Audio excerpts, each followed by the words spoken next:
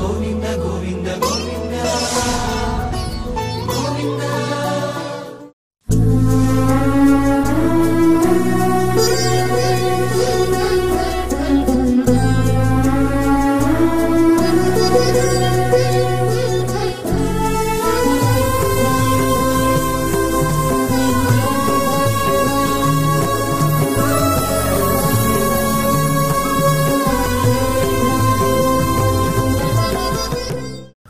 ఓం నమో వెంకటేశాయ. అఖిలాండకోటి బ్రహ్మాండ నాయకుడైన శ్రీ శ్రీనివాస పరబ్రహ్మ యొక్క దివ్యానుగ్రహ విశేషం చేత తిరుమల తిరుపతి దేవస్థానం వారు నిర్వహించే అనేక ధార్మిక కార్యక్రమాలు భాగంగా ప్రతిరోజు మనం శ్రీమన్ మహాభారత అంతర్గత అరణ్య పర్వలోని అనేక విశేషాలను యథామతిగా తెలుసుకునే ప్రయత్నం చేస్తున్నాము. ఈనాటి ప్రవచన కార్యక్రమాన్ని మనం మంగళ పద్యాన్ని పలుకుతూ ప్రారంభించుకుందాం. నారాయణం నమస్కృత్య నరం చైవ నరోత్తమం దేవీం సరస్వతీం వ్యాసం తతో జయముదీరయేత్. శ్రీ గురుభ్యో నమః. హరి ఓం.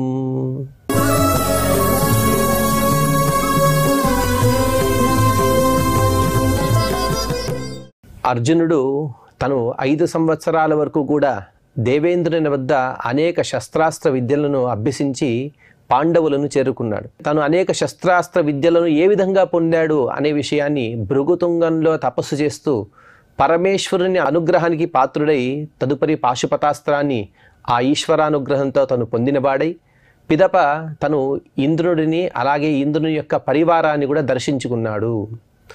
ఇంద్రుడు అలాగే లోకపాలకులు మరుద్దేవతలు వీరందరూ కూడా అనేక అస్త్రాలను అర్జునుడికి అనుగ్రహించారు. వారందరూ కూడా బహుమానంగా అర్జునికి ఇచ్చిన తర్వాత వారందరూ తిరిగి వెళుతూ ఇంద్రుడు అలాగే అర్జును యొక్క సంవాదం జరుగుతున్నది. ఆ విషయాన్ని అర్జునుడు చెబుతున్నాడు. ఆ సందర్భంలో ఇంద్రుడు మాట్లాడాడు, నాయనా ఇకపైన నీవు అన్ని అస్త్రశస్త్రాస్త్రాలను తెలిసిన వాడవే, అలాగే నీవు దేవలోకానికి రావలసి ఉంటుంది. నీవు దేనికోసమైతే పరితపిస్తూ ఉన్నావో, ఏ విద్య కోసమైతే పరితపిస్తూ ఉన్నావో ఆ విద్య అనేది నీకు ప్రాప్తమవుతుంది అని చెప్పిన తర్వాత అందుకు అర్జునుడు చెబుతున్నాడు, తతోహమబ్రువం నాహం దివ్యాన్యస్త్రాణి శత్రుహన్ మానుషేషు ప్రయోక్ష్యామి వినాస్త్ర ప్రతిఘాతనాత్. ఇంద్రుడు చెప్పాడు, నాయనా నీకు అనేక శస్త్రాస్త్రాలను దేవతలందరూ కూడా అనుగ్రహించారు కదా, ఆ అస్త్రాలని శస్త్రాలని ఎవరిపైనంటే వారిపైన ప్రయోగం చేయకూడదు. చిన్నవారిపైన అల్పశక్తి కలిగిన వారిపైన పెద్ద పెద్ద అస్త్రాలను ప్రయోగిస్తే లోకానికి సంశయం అనేది దాపురిస్తుంది. కాబట్టి నీవు ఎప్పుడు కూడా లోకక్షేమాన్ని కోరుకునే నీవు అటువంటి పనులను చేయవద్దు అని చెప్పిన తర్వాత దానికి ప్రతిగా అర్జునుడు చెబుతున్నాడు, నేను కూడా ఓ దేవేంద్ర శత్రువులపైన నా దివ్యాస్త్రాలను సామాన్యులపైన నేను ప్రయోగించను. శత్రువులు ఎప్పుడైతే నా దివ్యాస్త్రాలను వారు తిప్పి కొడుతూ ఉంటారో అటువంటి సందర్భంలో మాత్రమే ఆత్మరక్షణ కోసం మాత్రమే నేను వాటిని ప్రయోగిస్తాను.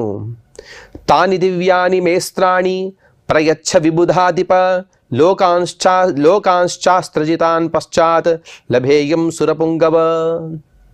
ఓ దేవరాజా, ఓ సురశ్రేష్ఠ, ఓ దేవేంద్ర, మీరు నాకు దివ్యాస్త్రాలను ప్రసాదించండి. వాటి సహాయంతో ఈ అస్త్రాలను జయించి లోకాలపైన అధికారాన్ని పొందాలనే కాంక్షతో నేను ఉన్నాను. లోకాలపైన అధికారం యొక్క కాంక్ష కాదు, కానీ ధర్మము ఇంతదాకా కూడా ఓడిపోయింది. ఆ ద్యూత సభలో ఎంతో బాధను అనుభవించారు. అటువంటి సందర్భం ఎవరికీ రాకూడదు. అందుకోసం దుష్టులను నేను నిగ్రహించాలంటే ఖచ్చితంగా ఇప్పుడు అనేక అస్త్రాలను పొందవలసిన అవసరం ఉన్నది అని అర్జునుడు చెప్పిన తర్వాత దానికి ఉత్తరంగా ఇంద్రుడు చెబుతున్నాడు, ఇంద్ర ఉవాచ పరీక్షార్థం మయైతత్తే వాక్యముక్తం ధనంజయ మమాత్మజస్య వపనం తు ఉపపన్నమిదం తవ.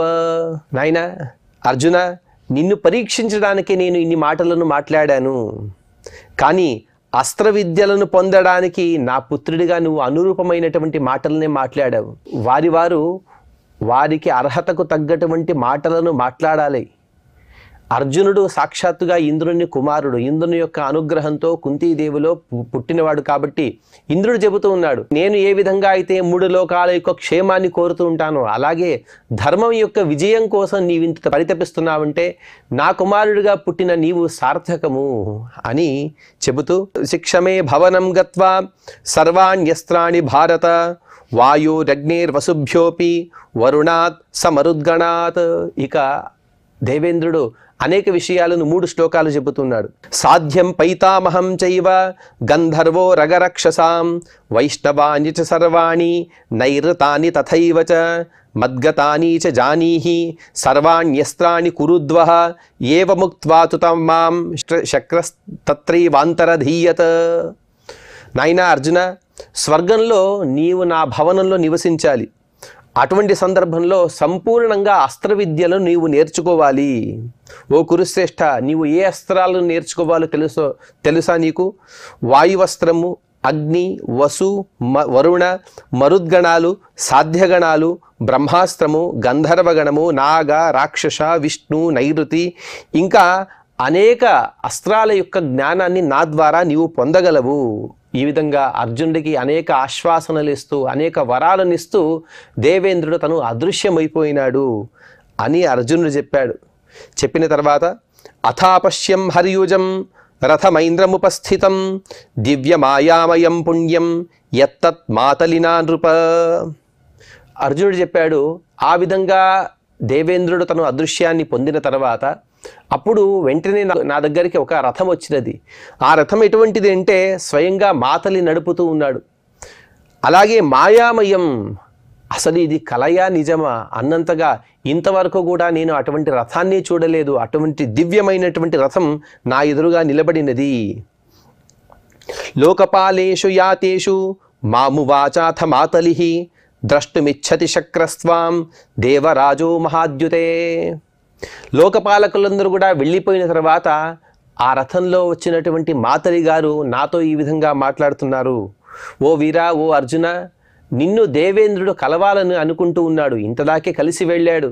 అంటే నిన్ను ఆహ్వానించడం కోసం, నిన్ను తీసుకురావడం కోసం ఈ రథాన్ని పంపించాడు. సంసిద్ధస్వ మహాబాహో కురు కార్యమనంతరం పశ్య పుణ్యకృతాన్ లోకాన్ సశరీరో దివం వ్రజ. చాలా గొప్పదైనటువంటి మాటను మాతలి గారు చెబుతున్నారు. మాతలి సామాన్యుడు కాదు. ఇంకా రాబోయే కాలంలో అలాగే పూర్వకాలంలో కూడా ఎన్నో వృత్తాంతాలలో దేవేంద్రుని యొక్క మాటలను చేర్చేవాడిగా మాతలి యొక్క ప్రసిద్ధిని మనం చూసే ఉంటాం, వినే ఉంటాం. ఆ మాతలి గారు చెబుతున్నారు, ఓ మహావీర, ఇక నీవు సిద్ధపడు. దేవేంద్రుడే నిన్ను ఆహ్వానిస్తున్నాడంటే నీవు కృతార్థుడివి. స్వయంగా స్వర్గానికి బయలుదేరు. అలాగే ఎలాగంటే సశరీర, ఇదే శరీరంతో, మానవ శరీరంతో నీవు స్వర్గానికి వస్తూ ఉన్నావు. ఇదంతా కూడా గొప్ప పుణ్యఫలంగా నీవు భావించాలి. నీవు వెళుతూ వెళుతూ అనేక లోకాలు నీవు దర్శించవలసి ఉంటుంది. చూస్తావు, వాటిని నీకు నేను చూపిస్తాను అని మాతలి గారు చెబుతున్నారు. సశరీరంగా స్వర్గానికి వెళ్ళడం అనేది చాలా కొద్ది మందికి మాత్రమే సాధ్యం. రఘువంశం యొక్క వృత్తాంతంలో కూడా మనం వింటూ ఉంటాం. ఆనాక రథవర్త్మన, ఆ రాజులందరూ కూడా ఈ భూలోకం నుండి కూడా పైలోకాలకు వెళ్ళే వరకు కూడా రథ యొక్క మార్గాన్ని కలిగిన వారు. అంటే వారందరూ కూడా అనేక సార్లు దేవేంద్రుని యొక్క పట్టణానికి వెళ్ళి వచ్చేవారట. అటువంటి దివ్యమైనటువంటి మహానుభావులు అర్జునుడు కూడా ఒకడు. అలాగే దేవరాజ సహస్రాక్ష త్వాం దిదృక్షతి భారత ఇత్యుక్తోహం మాతలినా గిరిమామంత్ర్య శైశిరం ప్రదక్షిణముపావృత్య సమారోహం రథోత్తమం. ఇంకా మాతలి గారు చెబుతున్నారు, ఓ భరతందన, ఆ సహస్రాక్షుడు అనగా దేవేంద్రుడు నిన్ను చూడాలని అనుకుంటూ ఉన్నాడు. చూడండి, తండ్రి అయిన వారికి కొడుకులపైన అనగా తన కుమారులపైన ఎంత ప్రీతి ఉంటుందో. ఇప్పుడే చూసి వెళ్ళిన దేవేంద్రుడు మరొకసారి చెప్పి పంపించాడంటే ఈ అర్జునుడిపైన ఎంత అనుగ్రహించాలనే తపన ఉన్నది దేవేంద్రుడికి అనే విషయాన్ని మనం చక్కగా తెలుసుకోగలం. ఆ విధంగా ఆ మాతలి తను ఈ విధంగా స్వాగతాన్ని పలకగా వెంటనే అర్జునుడు చెబుతున్నాడు, నేను కూడా వెంటనే ఆ మాతలి యొక్క అనుజ్ఞను స్వీకరిస్తూ వెంటనే హిమాలయ పర్వతాలకు ప్రదక్షిణ చేశాను. ఇంతవరకు కూడా నాకు తపస్సు చేసుకోవడానికి గొప్ప స్థలాన్ని ఇచ్చినటువంటి ఆ హిమాలయ పర్వతాలు అనగా పర్వతాల అభిమాని దేవతకు నేను అక్కడే ప్రదక్షిణ చేసి వారికి నమస్కరించి వారి ఆజ్ఞను స్వీకరించి నేను రథం వైపు నడుస్తూ ఆ రథాన్ని అధిరోహించాను. చోదయామాస సహయాన్ మనో మారుతరం హసః మాతలిర్ హయతత్వజ్ఞః యథావద్ భూరి దక్షిణః.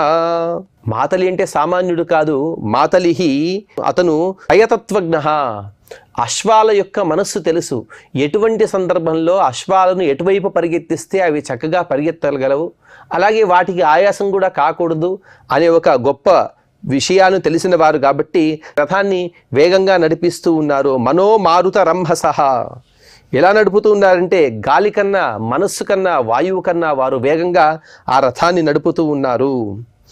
అవైక్షత చ మే వక్త్రం స్థితస్యాత ససారథి తథా భ్రాంతే రథే రాజన్ విస్మితశ్చేతమబ్రవీత్. అర్జునుడు చెబుతున్నాడు, చాలా గొప్పదైనటువంటి విషయం. ఓ ధర్మరాజా, అనగా అన్నగారు, ఎప్పుడైతే రథం మొట్టమొదటిగా బయలుదేరిందో వెనక్కి తిరిగి మాతలి గారు అర్జునుడి వైపు చూశారట. అర్జునుని యందు ఎటువంటి చలనం లేదు, అలాగే ఆనందంతో కూర్చుని ఉన్నాడు. అది చూసిన మాతలి తను ఆశ్చర్యంతో ఈ విధంగా పలికాడు. మాతలిరువాచ అత్యద్భుతమిదం త్వద్య విచిత్రం ప్రతిభాతి మే యదా స్థితో రథం దివ్యం పదాన్న చలితః పదం. ఓ అర్జున, ఇవాళ నాకు ఒక విచిత్రమైనటువంటి సంఘటన ఎదురవుతుంది.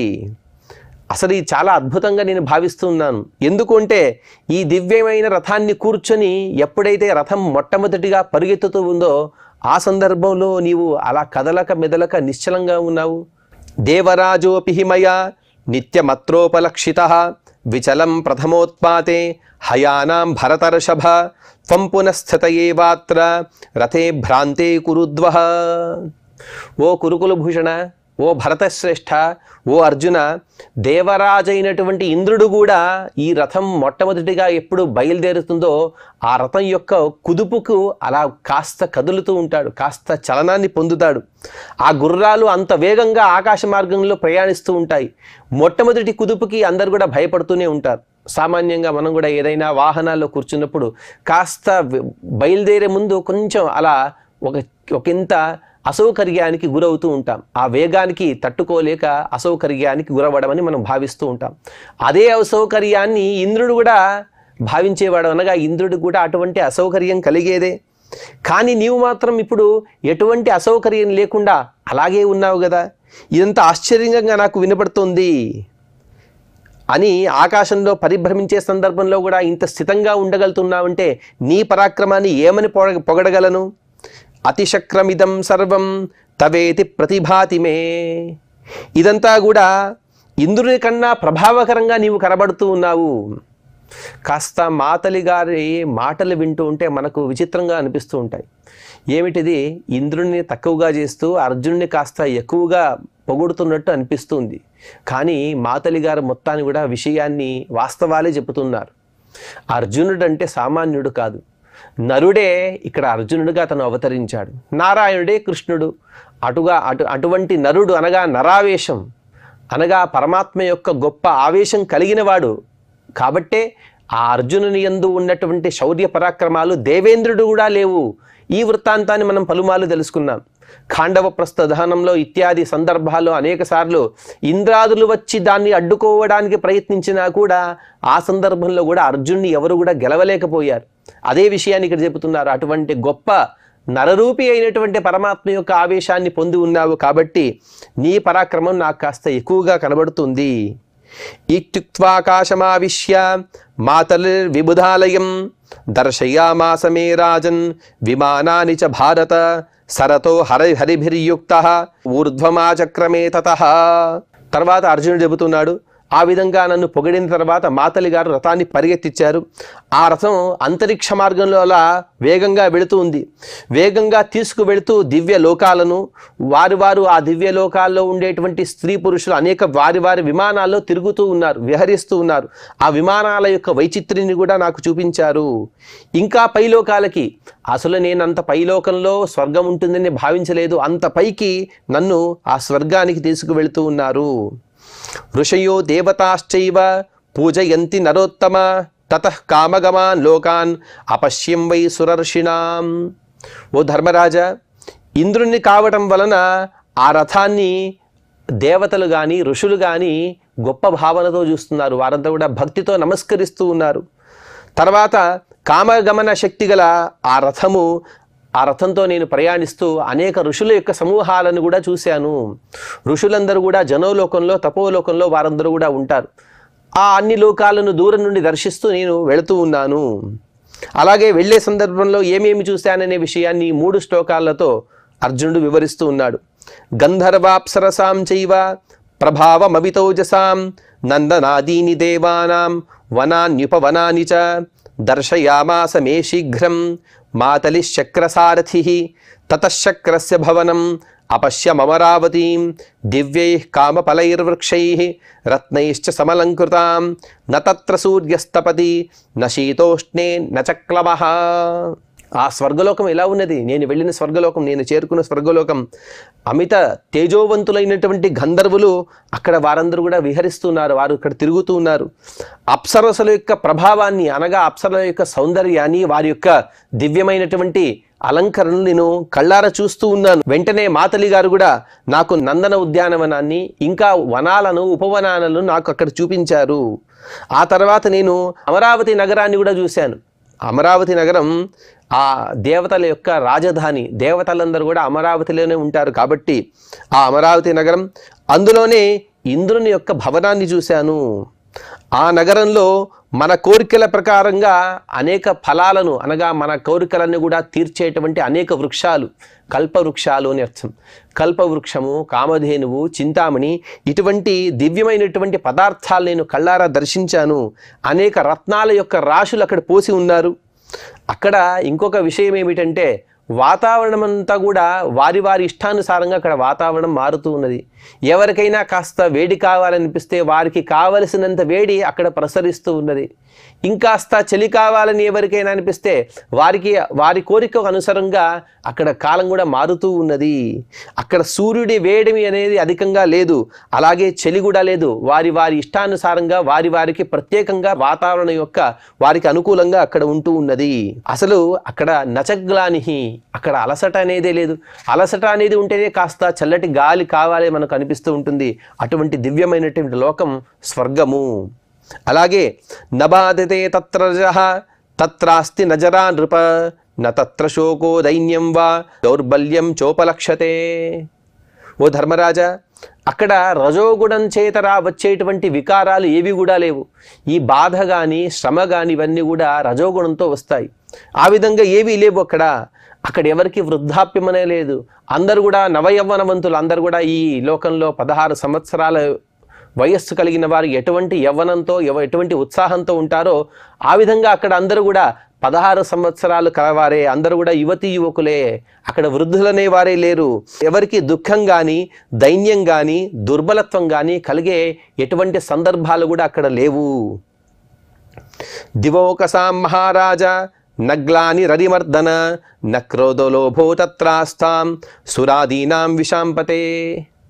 ఓ శత్రుసూదన, ఓ ధర్మరాజా, స్వర్గవాసులైనటువంటి అనగా స్వర్గాల్లో నివాసించే దేవతలకి ఎప్పుడూ ఎటువంటి శ్రమ అనేది కలగదు. అక్కడ వారికి క్రోధాది అరిషడ్వర్గాలే ఉండవు. వారందరూ కూడా ఎప్పుడు కూడా సదాచారంతో సత్కర్మలని ఆచరిస్తూ ఉంటారు. నిత్యతుష్టాశ్చ తే రాజన్ ప్రాణిన సురవేష్మని నిత్య పుష్పఫలాస్తత్ర పాదపా హరితచ్ఛదాః. స్వర్గంలో నివసించే ప్రతి ఒక్కరూ కూడా ప్రతి సందర్భంలో కూడా వారు సుఖాన్నే వారు పొందుతూ ఉంటారు. అక్కడ ఉన్నటువంటి వృక్షాలలో నిండుగా ఫలాలున్నాయి. ఆ ఫలాలు అందరికి కూడా అందుతూ ఉన్నాయి. శోభావహంగా ఆ ప్రాంతమంతా కనబడుతూ ఉన్నది. పుష్కరిణ్యశ్చ వివిధాః పద్మ సౌగంధికాయుతాః శీతస్తత్ర భవో వాయుః సుగంధీ జీవనశుచిః.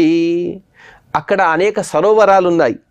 ఆ సరోవరాలలో సౌగంధిక పుష్పాలు విరివిగా ఉన్నాయి. ఎక్కడ చూసినా పుష్పాలే. ఈ సందర్భంలో ఈ నీటిలో పుష్పాలు లేదు అని లేవు. ప్రతి ఒక్క కొలంలో కూడా అనేక పుష్పాలు పెరిగి ఉన్నాయి. ఆ పుష్పాల యొక్క గాలి వలన, వాటిపై వీచి వచ్చే గాలి వలన గాలి అంతా కూడా సుగంధభరితంగా ఉన్నది, చల్లగా ఉన్నది, పవిత్రంగా కనబడుతూ ఉన్నది. అలాగే స్వర్గం ఎలా ఉన్నది అనే విషయాన్ని 4 శ్లోకాల్లో అర్జునుడు వివరిస్తూ ఉన్నాడు. సర్వరత్న విచిత్రాచ భూమి పుష్ప విభూషిత మృగద్విజాశ్చ బహవః రుచిరా మధురస్వరాః విమానగామినశ్చాత్ర దృశ్యంతే బహవోంబరే తతో పశ్యం వసూన్ రుద్రాన్ సాధ్యాశ్చ సమరుద్గణాన్ ఆదిత్యానశ్వినౌ చైవ తాన్ సర్వాన్ ప్రత్యపూజయన్ తే మాం వీర్యేణ యశసా తేజసా చ బలేన చ అస్త్రైశ్చాప్యజాన్వంత సంగ్రామే విజయేన చ ప్రవిశ్యతాం పురీం దివ్యాం దేవగంధర్వ పూజితాం.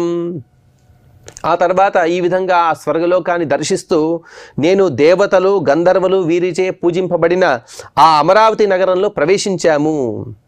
అక్కడ భూమిలో అన్ని రకాల రత్నాలు కూడా లభిస్తూ ఉన్నాయి. ఎవరికి ఎన్ని రత్నాలు కావాలో వారు అన్ని రత్నాలను అక్కడి నుండి తీసుకువెళ్ళవచ్చు, అక్కడే భోగం చేయవలసి ఉంటున్నది. ఆ భూమి పైన అనేక వర్ణాల పూలు అన్నీ కూడా సహజంగా అలంకారప్రాయంగా ఉన్నాయి. ఎవరో ఎక్కడో చెట్టు వేసి ఆ చెట్టు ద్వారా కాచిన పూలతో అలా హారాలు కట్టాలని లేదు, కానీ అలాగే పూల హారాలన్నీ కూడా సహజంగా అక్కడ శోభిస్తూ ఉన్నాయి, సహజంగా అక్కడ పెరిగి ఉన్నాయి. అక్కడ అపూర్వమైనటువంటి మృగాలు కూడా కనబడుతున్నాయి, పక్షులు ఉన్నాయి. కానీ ఏ మృగాల ద్వారా ఏ పక్షుల ద్వారా ఎవరికి ఎటువంటి బాధ అనేది లేదు. అందరూ కూడా వాటితో హాయిగా ఆటలాడుకుంటూ ఉన్నారు. అక్కడ అనేక దేవతాగణాలు అంతరిక్షంలో విమానాలతో విహరిస్తూ ఉన్నారు. ప్రతి ఒక్కరికి ఒక్కొక్క విమానం అనేది అక్కడ వ్యవస్థగా కనబడుతూ ఉన్నది.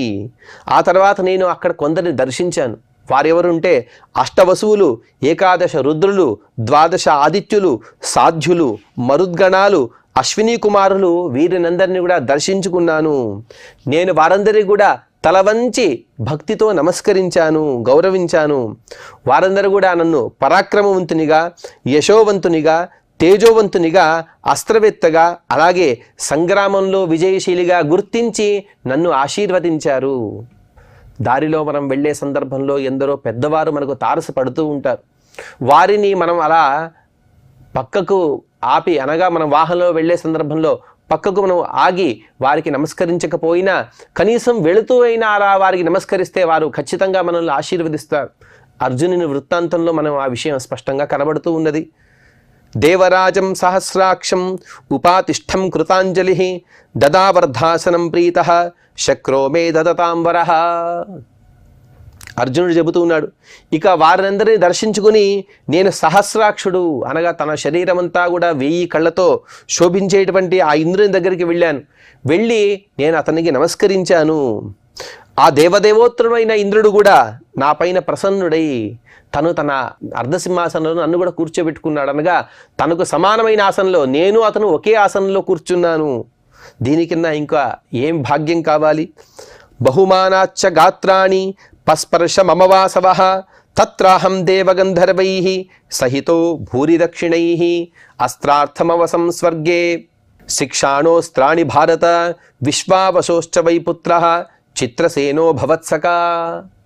అంతేకాదు నన్ను అలా కూర్చోబెట్టుకున్న తర్వాత నా శరీరం పైన అలా తన చెయ్యిని కూడా వేసి నా వీపును నిమురుతూ, అనగా వాత్సల్యంతో, నేను అతని కుమారుడినే కదా, అలా నా వీపు నిమురుతూ నా పైన ప్రేమతో అతను కూడా నన్ను అనుగ్రహించాడు. ఆ విధంగా వారి స్వర్గంలోనే నేను ఉంటూ నేను అక్కడ ఎన్నో మంచి పనులను చేశాను.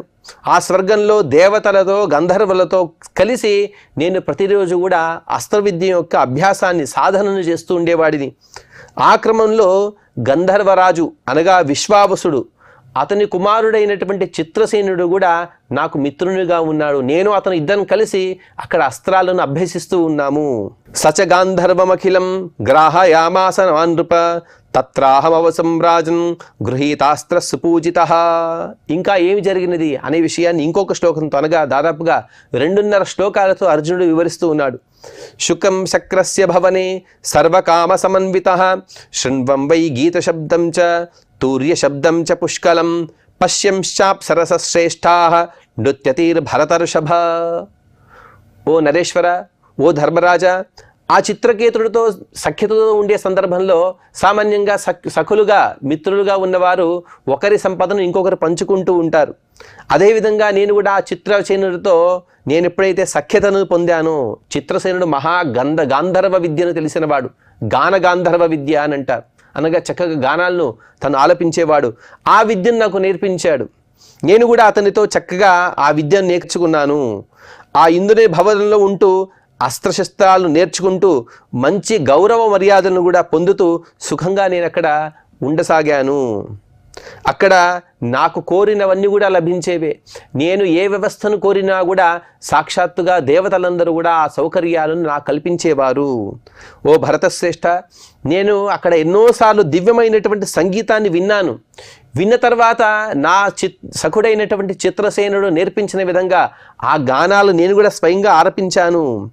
దేవతల యొక్క వారందరూ కూడా అనేక వాద్య విశేషాలను వారు వాదన చేస్తూ ఉంటే, వారందరూ కూడా వారి ప్రదర్శన ఇస్తూ ఉంటే నేను కూడా ఎన్నోసార్లు పాడాను వారి ముందు. అలాగే నృత్యం చేస్తున్నటువంటి అనేక ఉత్తమ జాతుల అప్సర స్త్రీలను కూడా నేను ఎన్నోసార్లు దర్శించుకున్నాను అని అర్జునుడు తన స్వర్గలోక వాస విశేషాన్ని ఇక్కడ తెలుపుతున్నాడు. ఇంకా అర్జునుడు ఎటువంటి వాసాలను అక్కడ సౌకర్యాలను పొందాడనే విషయాన్ని, తర్వాత జరిగిన వృత్తాంతాన్ని కూడా మనం తదుపరి ప్రవచనంలో తెలుసుకునే ప్రయత్నం చేద్దాం. ఈనాటి ప్రవచనాన్ని మనం శ్రీ వెంకటేశ్వర స్వామి వారి పాద పద్మముల యందు సమర్పణ చేస్తూ క్షమా ప్రార్థన మరియు మంగళ శ్లోకాన్ని పలుకుతాం. యదక్షర పదభ్రష్టం మాత్రాహీనం చ యద్భవేత్ తత్సర్వం క్షమ్యతాం దేవ నారాయణ నమోస్తుతే. శ్రియః కాంతాయ కళ్యాణ నిధయే నిధయేర్థినాం శ్రీ వెంకట నివాసాయ శ్రీనివాసాయ మంగళం.